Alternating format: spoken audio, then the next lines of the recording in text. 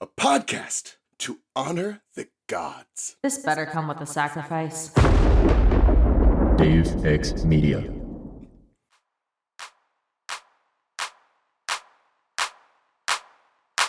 The bits.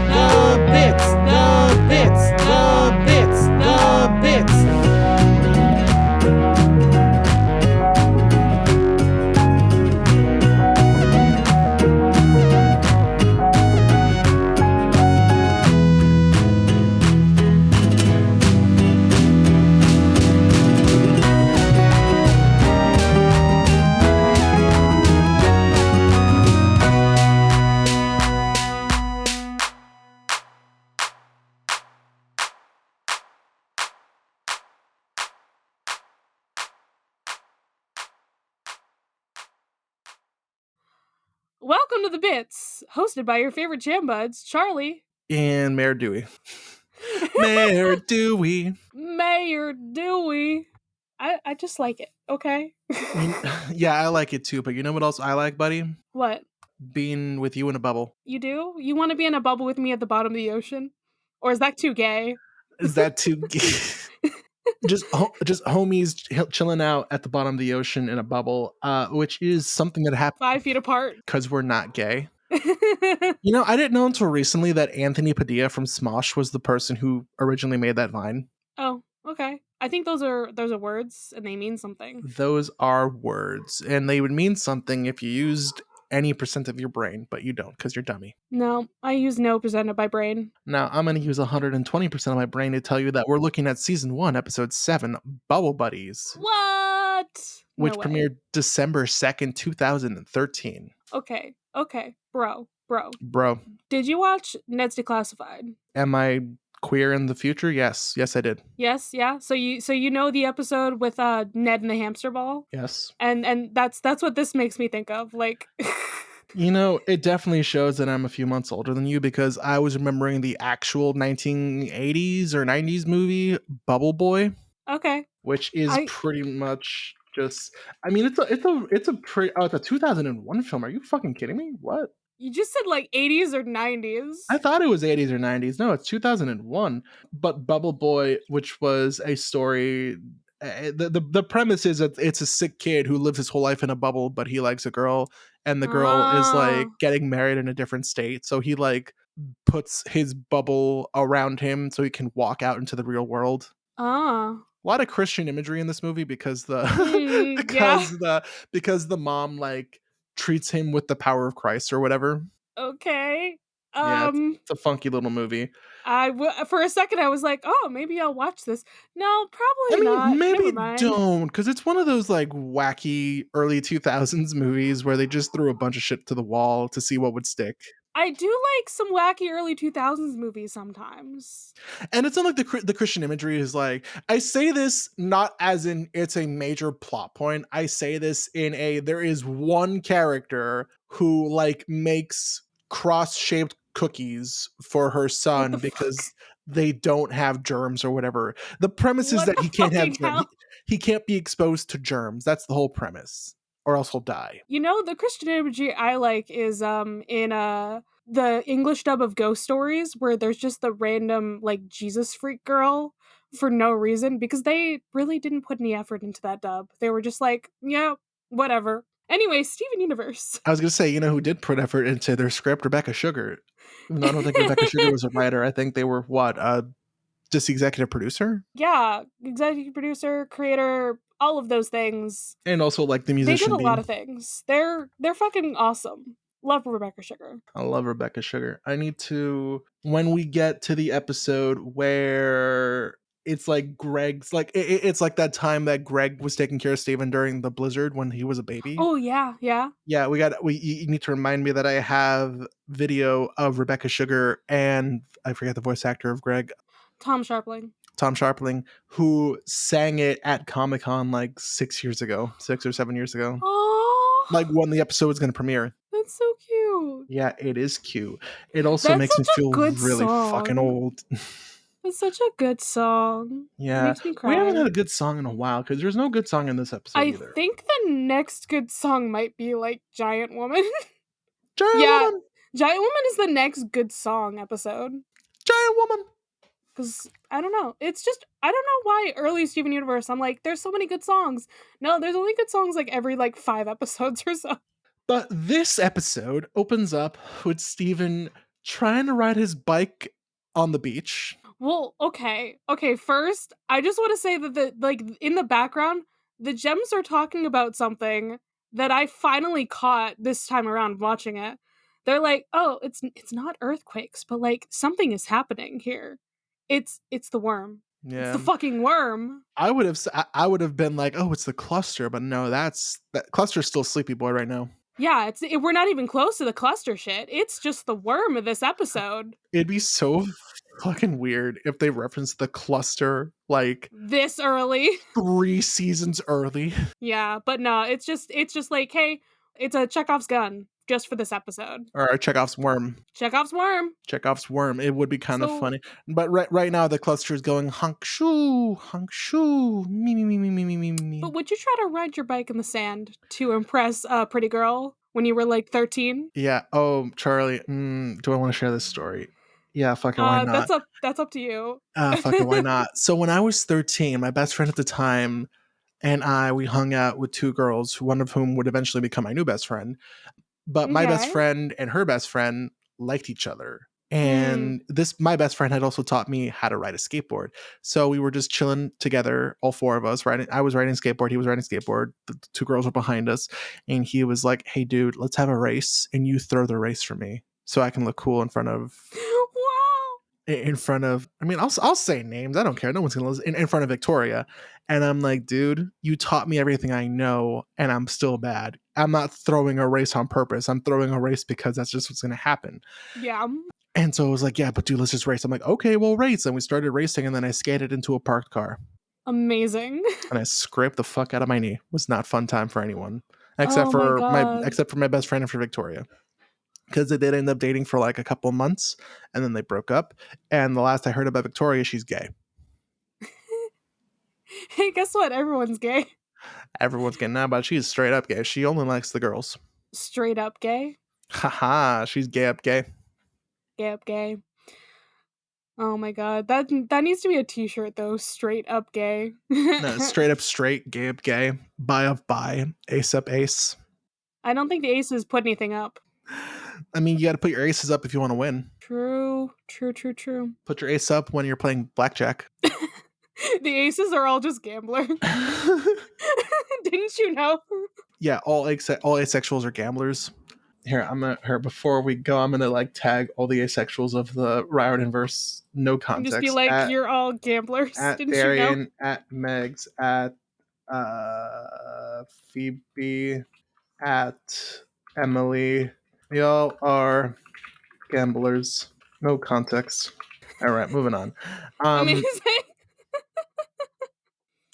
So yeah, the Yeah. Gems talking about seismic disturbances. The Gems are confused as to why he's riding his bike on the beach, and it's like, well, it's because I want to impress a girl who's reading a book.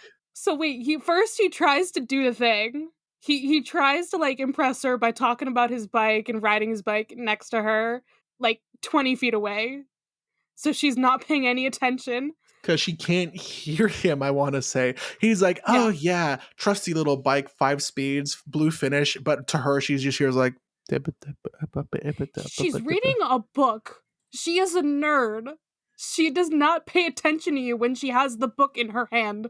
Oh my God, what? Do you think Connie's reading Familiar thing? The book series that she likes? Unfamiliar, that's what it is, I think. When do they officially reference that book? I think in Indirect Kiss, right? I think so. I think I grabbed Christina on for like the episodes where they talk about the books. Yeah, so he just like falls and she like sees him for the first time and he runs away. And this is where the Gems are like, "Oh, so do you like her? Do you know this girl? What's going on?" We saw everything that happened. You 'Cause they blew your blocked shit, buddy. I still think it's funny. They're like, "You like her?" He's like, "I like everyone." Steven, pansexual confirmed. But yeah, so he's like, don't mess with my funky flow. Like don't watch, please. I just want to go talk to her, make a friend, maybe.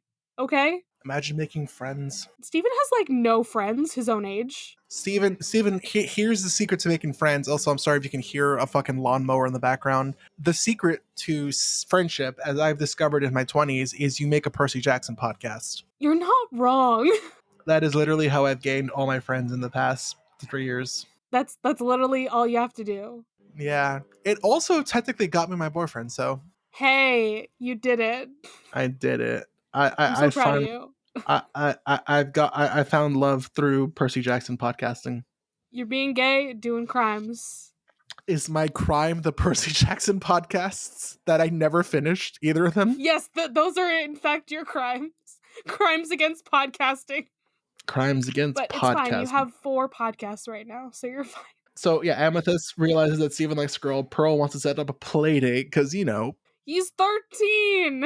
Garnet stops them by telling Steven to just talk to her. He agrees, but he's like, don't watch next time because you're gonna mess with my funky flow. Don't mess with the funky flow. So he tries this time to go up to Connie and talk to her. Well, he got something before he went out the second time. That's true. That's true. It's true. He did go into the freezer and grab that other Chekhov's gun that we noticed in like the first fucking episode. Yep. That we watched. Connie's bracelet. But no, I need to talk about the fact that while you were watching the episode in front of me, you had to roast me. while Steven is like walking towards Connie and whispering like, "Hi, my name is Steven. My name is Steven. Steven." You were like, "Oh, that's something that you would do." And you're so fucking mean. But am I incorrect? You're not. I literally was trying to say, "Oh yeah, that's a mood." And you're like, "Wow, that's you." So what happened is that Charbin is anxious, Bean. I am fucking anxious, okay? I have anxiety. Charbin, just stop having anxiety. I wish I could. Just stop being anxious, Charlie. Time to cure you. You sound like my mother. Oh no, I don't want to do that. Steven grabs the bracelet. He approaches the girl, yeah, and he trips, but then he notices that a piece of the cliff is crumbling off her, and he like jumps toward her, and we get Steven's bubble. He saved her fucking life by accident. I guess his other plan was being like, hey, I'm semi-durable or whatever. Like, I'm pretty durable. I can, like, lay on top of her while the rock falls on me. Steven probably wouldn't have died. Since he is apparently indestructible, he probably would have been fine. But, you know, he finally introduces himself to her and she to him. Then, hey, this is Connie. Oh my God, it's Connie. We did it. We've met Connie. We've Yay. met Connie. And then she's like, hey, can you turn off the bubble? And he's like, I cannot. You gotta talk about how he's like, I'm magic. Well, half magic on my mom's side. I'm part of the Crystal Gems. We like defend humanity and stuff. It's so good.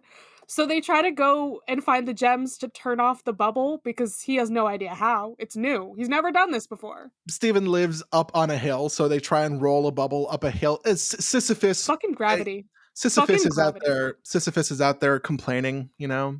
Right now, this is their own little. This is their. You gave up. How dare you give up? One has to imagine that Sisyphus is happy rolling up the boulder on the hill, or whatever that fucking meme is. But they were foiled by gravity. They were foiled by gravity. Multiple times in this episode, actually. Yeah. And so then they go to the Big Donut instead. Lars is like making fun of Steven and being like, ooh, you're on a date. Is that your girlfriend? Ooh. Meanwhile, Sadie is just trying to break the bubble with She has a fucking hammer. What does she grab next? She like goes into the Big Donut she grabs a stool. She tries and like she tries to do like a wrestling move. By God, Sadie with a stool, and the stool just fucking breaks in her arms. Yeah, she tried something. It didn't work. You gotta talk about the Lars and Sadie thing. Did they like each other? They're crazy about each other. It's so good. In a roundabout way. You know what else? And while that instance was crazy, you know what is truly crazy? You know who we meet next? I love it! Listen, we meet Steven, our boy, Onion. Steven, what is your logic? Literally, what is the logic here? It's so fucked up, but I love it. It's It's purely Steven. Yeah, Steven. So Steven and Connie go up to Onion, and Steven is trying to tell Onion to use a harpoon gun to like pop the bubble. Onion cannot hear him, nor can he understand Steven's drawings. I think he can. I think he can totally understand Steven, but then Connie is just like, I'm just gonna like write out harpoon gun. And Harpoon gun. Onion's like, okay. Onion definitely wanted to just see how far this would go. He grabs out some popcorn while Steven's drawing. And then I remembered specifically the little frame of Onion going thumbs up. Yes, the thumbs up. It's so good. The thumbs up.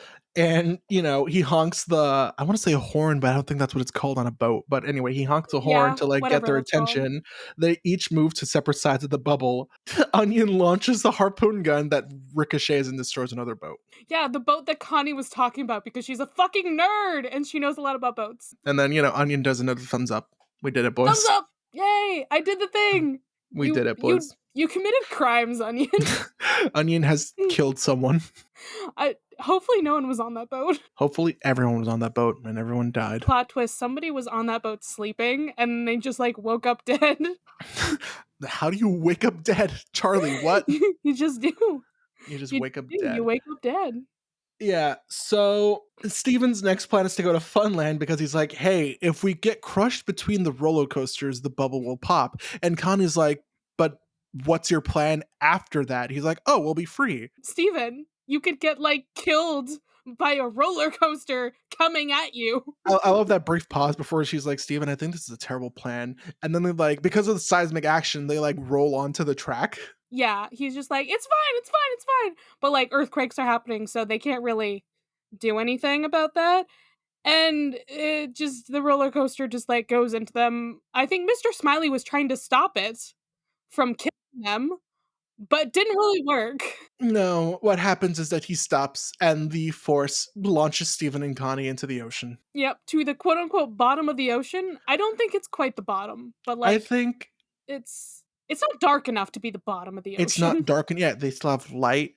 Listen, at the time we're recording this, the big news is that those idiot billionaires died in their fucking Coke can at the bottom of the ocean trying to see the Titanic. The only person I feel bad for is the 19-year-old who did not want to go. Everyone else, I don't really give a shit. Yeah. But yeah, so maybe they should have instead employed Steven to like use his bubble to take them down to see the Titanic. Because his fucking bubble is airtight and like probably pressure tight too. Like they're not going to be affected by that.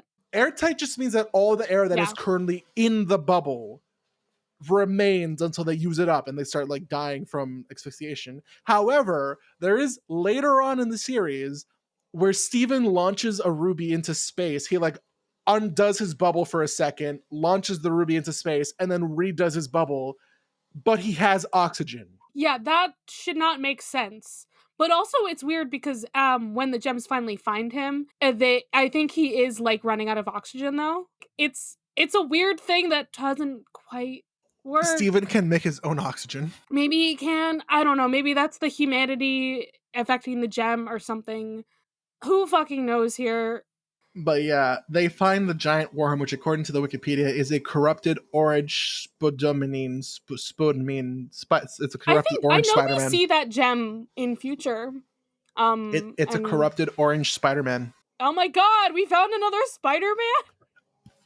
What is this, Into the Spider-Verse? Across the Spider-Verse? Or Beyond the Spider-Verse? Maybe. It freaks out Connie, and Steven's like, it's okay, it only wants to eat the nearby glowing seaweed, but then the Spider-Man creates a trench that the kids fall into. Yeah, so the fact that they were like, oh yeah, we'll just like roll the bubble to the shore, I'm not sure that would have worked either, because they don't even know which way the shore is at this point. They just start rolling and rolling and rolling and eventually accidentally like end up in the UK. It's fine. Yeah, they're at the bottom of the ocean, and Steven is still trying to be like, it's fine, I got this, I know what I'm doing. Steven, you have no fucking clue what's going on. And Connie has a fucking breakdown because she has no friends, she has no life. The only people who notice that she exists are her parents. And she's sad because she's never made a friend. Until now, because Steven pulls out the bracelet and he's like, hey, you dropped this last year during the, what festival was it? It was like a parade or something. Some kind of parade. It was Pride, headcanoning now because it's still June we're recording this. It was Pride. It was Pride all along. Steven and Connie went to the Pride Parade. Steven and Connie went to the Pride Parade. We and got Greg was supportive. pansexual Steven is looking more and more canon. It is absolutely canon. As the two like reconcile, the bubble finally bursts, which if they were at the bottom of the ocean would mean that they would turn into like they would be smushed up like pancakes. Absolutely. But also, I know you disagree with this, but Steven does the proposal thing that from Future. Give us a second, we'll get there. So they get back up to the surface. Spider-Man's following them. No, that happened in the bubble. Oh yeah. It happened when he gave her the bracelet. Yeah. He kneels and giving her the bracelet. And it's a proposal. You disagree, but I think I don't know if it's foreshadowing necessarily, but it's still just like foreshadowing a whole series later. It's foreshadowing the fact that they are going to be a thing, romantically, and not just even though we only get one actual kiss at the end of Future. Yeah, she's kissed him on the cheek a couple times, I think. Yeah, they are best friends who become best partners. Friends, roomies. Okay. Gal pals, no. So then they go back up to the surface. Spider-Man follows them because he likes the shiny, sparkly, lighty up. Are you misgendering this gem? Is Spider-Man a girl? All gems use she, her pronouns. Oh, right. Because I keep saying Spider-Man. Yeah, just because you keep saying Spider-Man. So yeah, Spider-Man goes up to the surface and she got it. Thank you for correcting me, Charlie. She goes up and like starts to chase Steven. They do this whole bit where Steven runs around underneath the pier until Spider-Man runs out of length. Yeah, I love it. It's like it's just a little bit of like, you gotta keep going around and around and around until you die. Yeah, that's exactly what happens. Yeah, Steven the pier collapses on Spider-Man. Spider-Man poofs. R.I.P. Spider-Man. She died. She dead. She's in a bubble. Yeah. And then, Pearl, Amethyst, and Garnet show up. They bubble it. Pearl and Amethyst trying to introduce themselves and are kind of embarrassing Steven. And Garnet's like, yo, leave him alone. We're messing with Don't mess with his funky flow.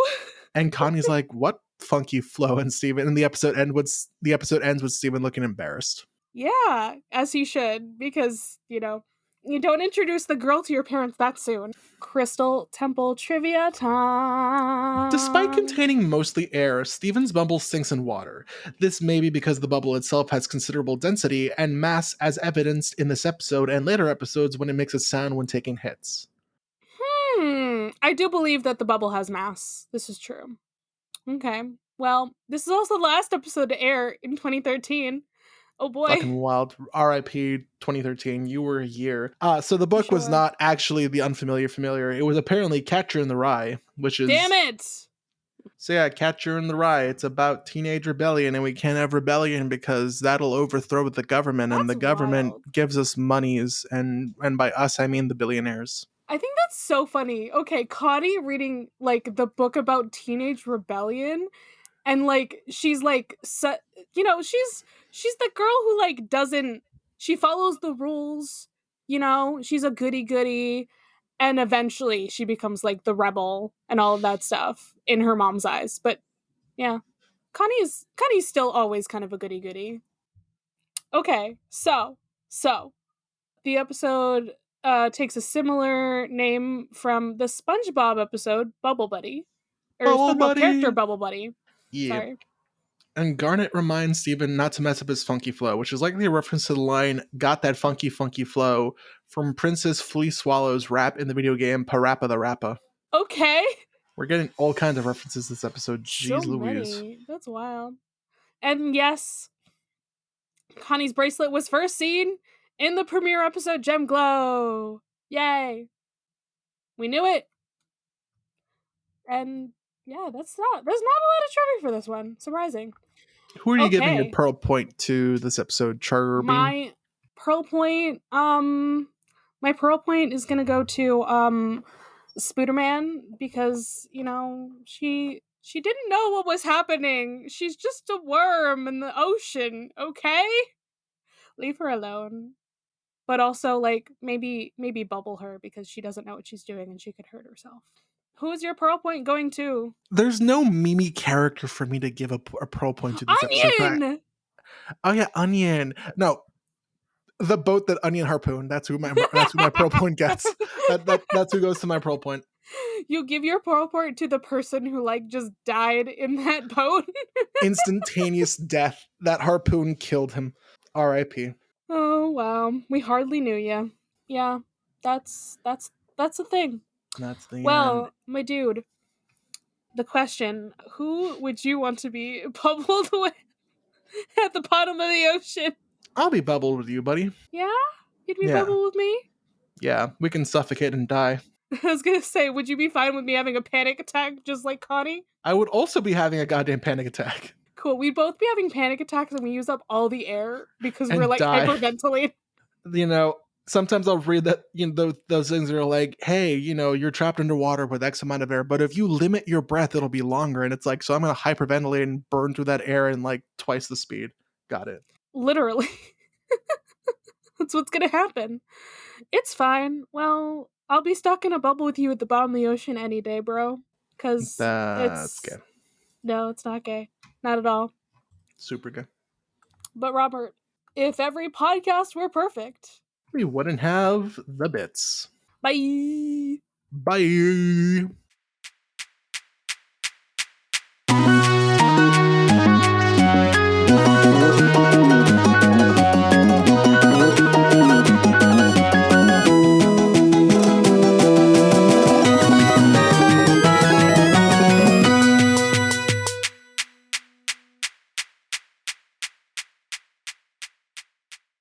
You can follow this podcast socials at The Bits SU Pod on Instagram and Tumblr. You can send a message to our Diamond line through thebitssupod@gmail.com. Be sure to give us a rating, a review, or let your friends and followers know how much you love the podcast. That really helps.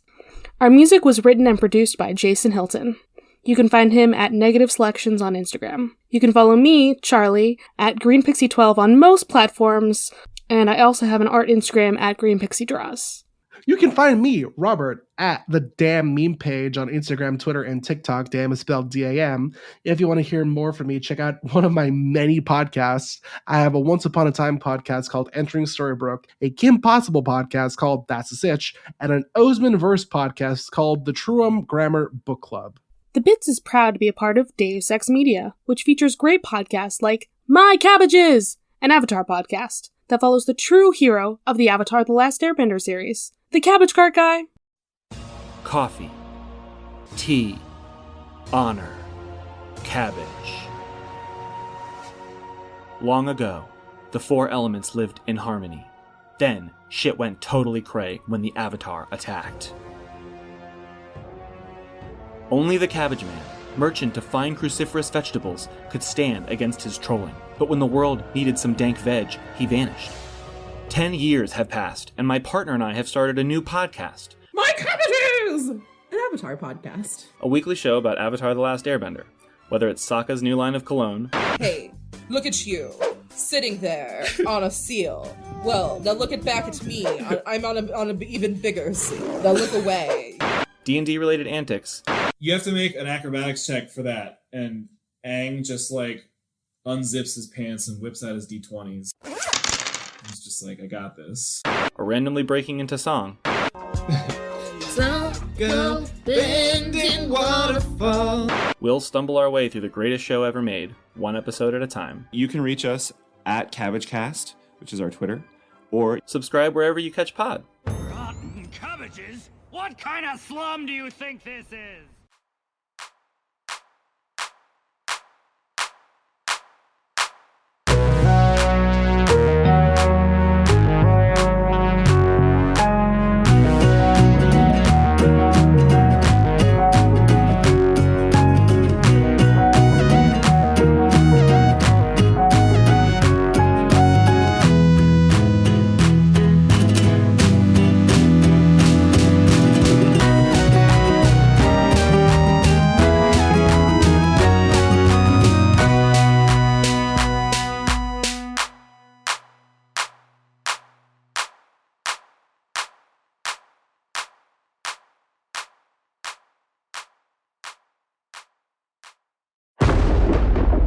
Deus Ex Media.